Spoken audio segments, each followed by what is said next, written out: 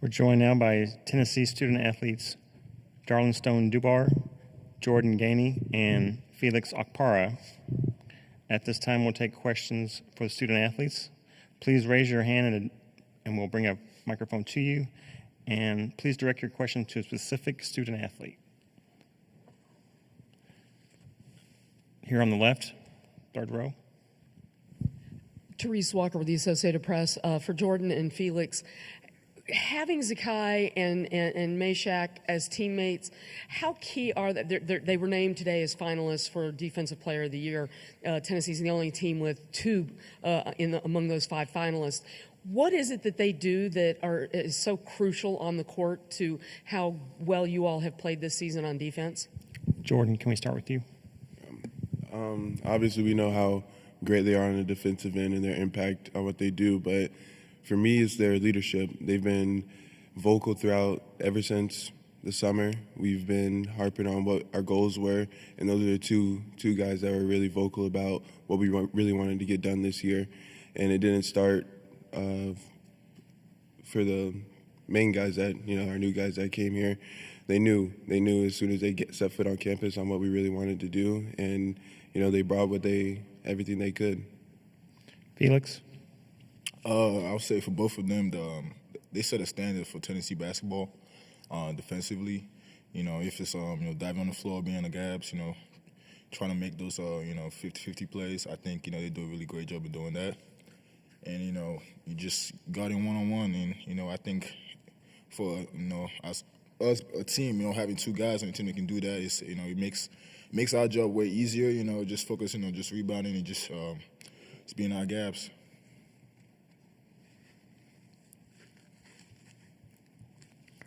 Third row on the left.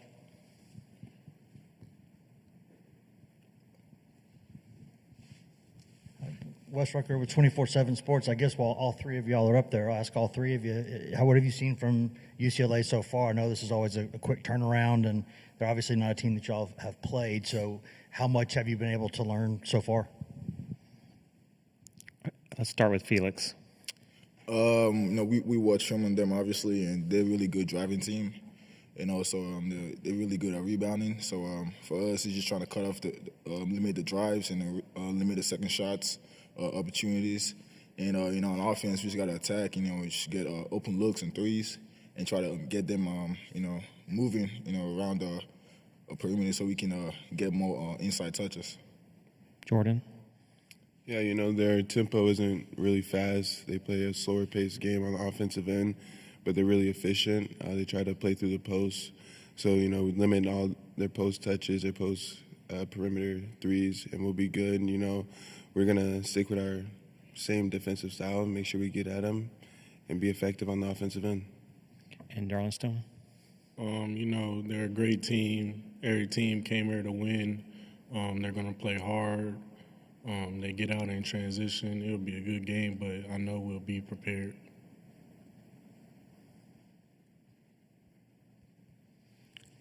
Right here on the left again. Wes Rucker, 24/7 Sports.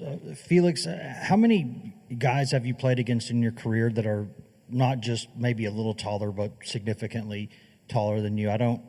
Not many of those people exist in the world, I guess. How many have you played against a guy with that height? I would say two, and I played them last year, when I was at Ohio State too. So it's probably just him and Zach Edey.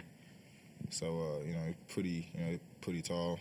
Also, it's definitely gonna be a battle inside, and I just gotta do my job and just trying to block out, and so I don't try to get early positions too on offensive rebounding because they're so big and they got good length, and for me it's just trying to cap down and try to get more offensive rebounds than them.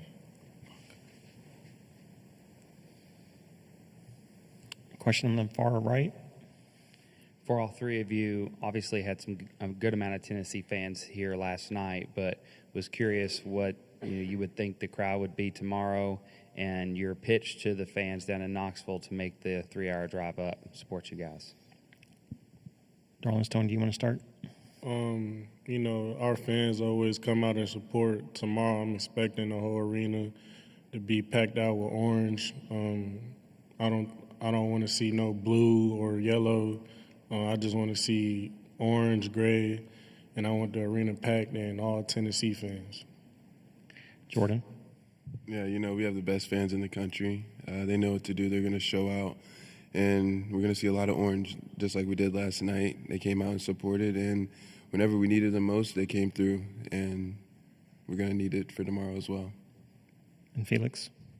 Like they all said, we definitely need the support, and I think the crowd really play a big factor in us. How we play. They give us energy. When we on that that spurts where we ain't scoring enough or we ain't getting enough defensive stop. I think with them, we definitely gonna they definitely gonna show out. They always do that thing. They always come and support, and that's what we love about the Vol Nation. Okay, question here on the left. Hey, Jordan, Felix, either one of y'all can answer. Trey Wallace with Outkick. I'm going to follow up on that question. I asked Bruce Pearl earlier about Tennessee fans, since they're going to be in the building rooting for Auburn because you guys aren't in the same region and you wouldn't play potentially till the Final Four. So do you have a message for Auburn fans that are going to be in the building tomorrow, potentially rooting for the SEC, which means you guys? Jordan, do you want to take that one? We just love all the support that, everyone brings for Tennessee. And if you're wearing orange, show your love and support and cheer extra loud for us here tomorrow in Lexington and Rupp Arena. Anything else? Great job, guys. We appreciate your time. Thank you. Appreciate y'all.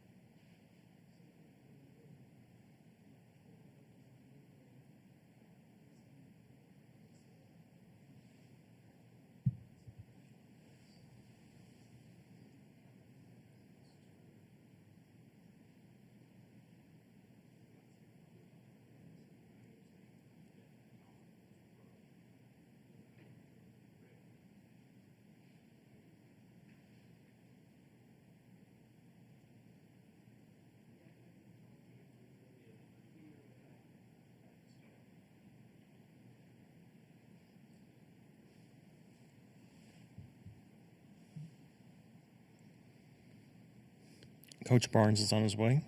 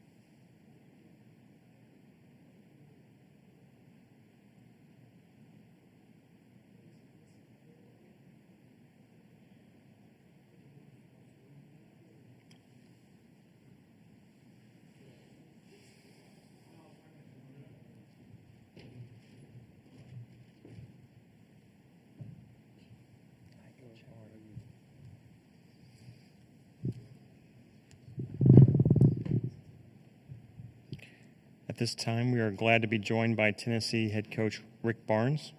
We appreciate your time, Coach. If you could, please start us off with an opening comment, and we'll take questions from the media. Well, certainly excited to be here for round two and know that we have a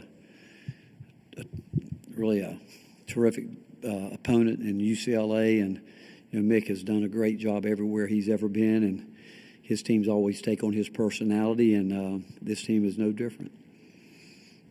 Questions from the media?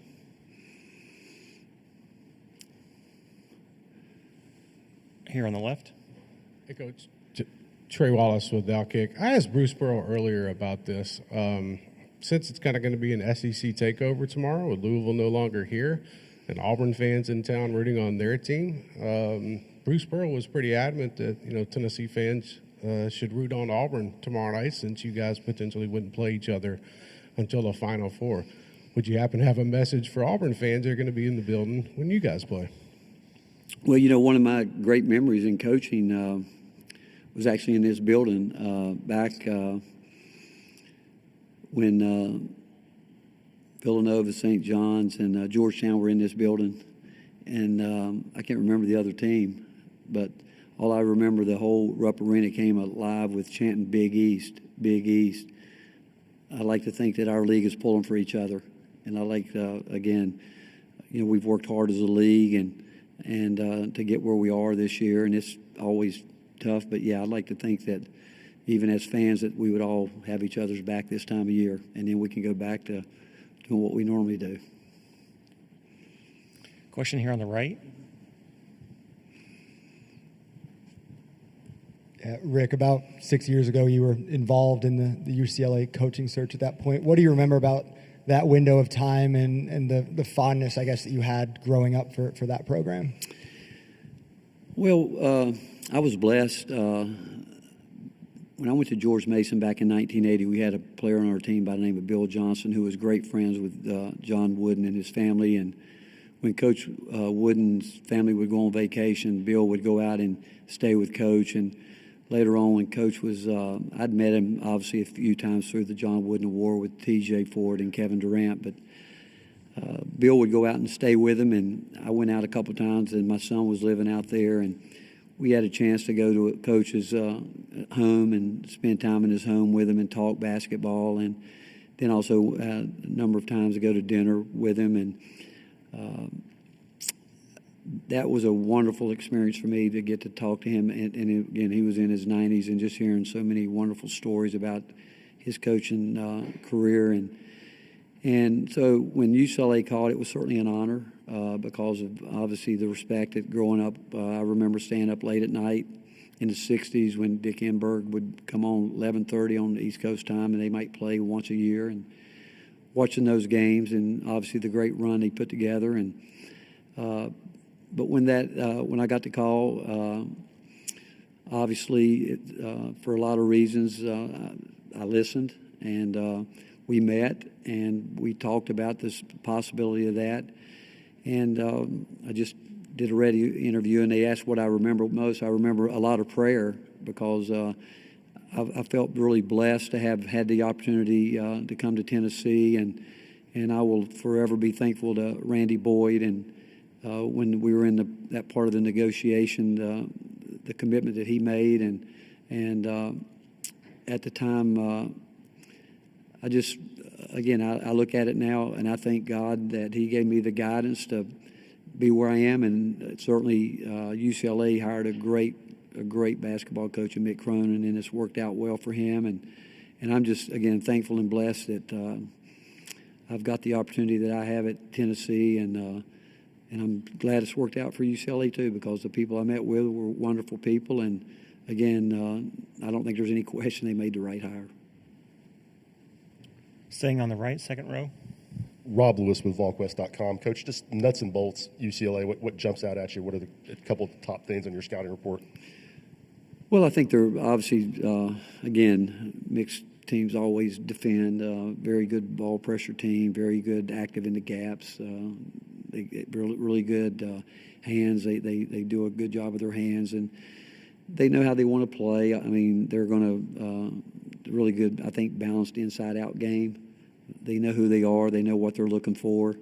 And they, to me, are just an extremely sound fundamental team. Here on the left. Rick, Teresa Walker with the Associated Press. This is just going to be the second time that UCLA and Tennessee will meet on the men's basketball court. How tough or unique is it that programs with such history are just, meeting with a spot in the Sweet 16 on the line? Yeah, it is unique. I'd like to someday talk to all those guys from the Pac-12, how they've handled all the travel this year, and vice versa. The Big Ten going out there, that's a lot of traveling going on. But I think simply East Coast, West Coast, and probably through the years, a lot of teams didn't do a lot of home and homes with that much distance in between. I know at Texas, I think one year we did do a home and home with them, I think. I know that we did go to Poly one time. I can't remember where we played them in, because I don't remember them coming to campus, but we did go to Poly one time at Texas. But, you would think through all these years that you would, but I just feel that, the travel's probably kept them from playing. And you'd think somewhere along the line in some of these tournaments through the years they would have met more. I think this is the second time, but did I answer your question? Yeah, okay. But, I'd like to do a home and home with UCLA because of the respect I have for that program and Mick, and it's hard, but, I think for fans, our fans would be excited about them certainly coming to Knoxville, and hopefully they'd be excited about us coming to Poly. Staying here in the third row. Wes Rucker, 24/7 Sports. Rick, how rare is it to have someone of Felix's kind of size and stature and have to get him ready to go play someone who's 4 or 5 inches taller than he is? Well, it is what it is, and two totally different players in how they play. But we'll just ask him to do his job the best he can. Obviously, fighting. The game is so much about space, knowing your space on the court, knowing their space on the court, and trying to keep them from getting to that space. And it works both ways. But it's been again locked in, and we've never asked any one player, for the most part, to defend one-on-one. We believe in our team defense, and offensively we need him to, like yesterday, Felix was responsible for 14 screens that led to Chaz Lanier's points. He did just a fabulous job yesterday screening to get Chaz open, and he got away and had a lob dunk. Actually got fouled on one. He should have been shooting free throws, but if he can get back to doing that for us, and again, people obviously are game planning, which takes it away a little bit, but we need him to be active for us offensively, and we know that he can protect shots at the rim regardless of who he's playing against. Teresa Walker, Associated Press again. Rick, Ziegler and Meshack Tennessee are the only team with 2 of the 5 finalists for Defensive Player of the Year for the Naismith Award. What is it, aside from their leadership, do they do that helps set the tone for the style of defense that you like to play? And how key are they in that? And nice to see them being recognized for what they've done. Well, it is nice they're being recognized for it because they do it every day. What you see in a game, they do every day in practice, and because of that, it has an effect on their teams because obviously we watch practice tape every day, and a big part of that when we're watching the defense side of it. And the one thing with both of those guys we have never, ever coached is effort. They've always given effort. That's a talent because not all players play with that type of effort and passion. They both have it's in their DNA. I wish I could give it to everybody where they understand how important that part of the game is. They understand how to fix so much when their teammates make mistakes. They can cover up and not only do their job, but their voice is important. If you were with us today, you would have heard them on the court talking about what needed to be done, and But I've watched them do it for 4 years. Even when they were young coming in, they were high-level competitors, even though they've each grown every year in various ways. But the one thing they both had from the time they walked on campus was a work ethic, a competitive spirit, and a real willingness to want to be coached and coached hard. Staying here again in the third row. Wes Rucker, 24/7 Sports. Rick Zakai last night was talking about that he was asked what people think, he thinks people don't really know about Chaz Lanier or the most underrated part of what he does, and he said how hard Chaz has to work to get the basketball because teams obviously don't want him to have the basketball. When he got to Knoxville, did he already have that from his time at North Florida with people trying to deny him, or did he kind of have to learn just how hard he'd have to work to get space? Well, one, he came from a program where he was really well coached, but it's we play a little bit different style where we do a lot of, and we do some ball screen, but we do a lot of movement cutting away from the ball where we like to move without it. I think a person that's probably helped him as much as anybody is Jordan Gainey, because Jordan went through it a year ago, and Jordan's learned how to really cut, play with pace. But I think that Chaz probably leads the nation in shirts pulled out. His shirts tail's always out. Because he has learned to really cut, move, and he's going to get down. They're going to down him, and what that means is they're going to try to face guard him and keep him from cutting to the ball. He's learned how to handle that, and he's learned how to use it to his advantage.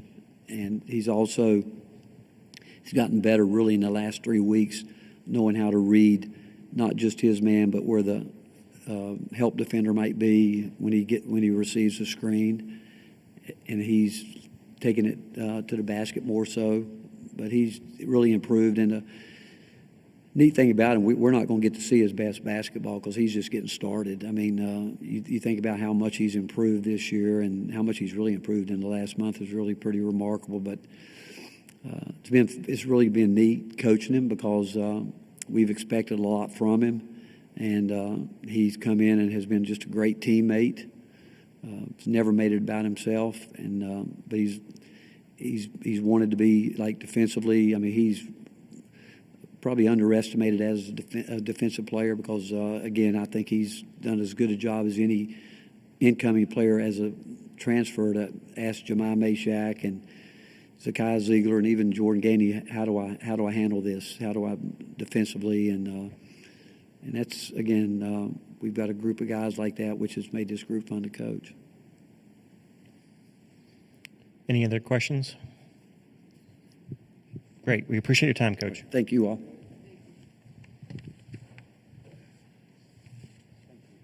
Thank you.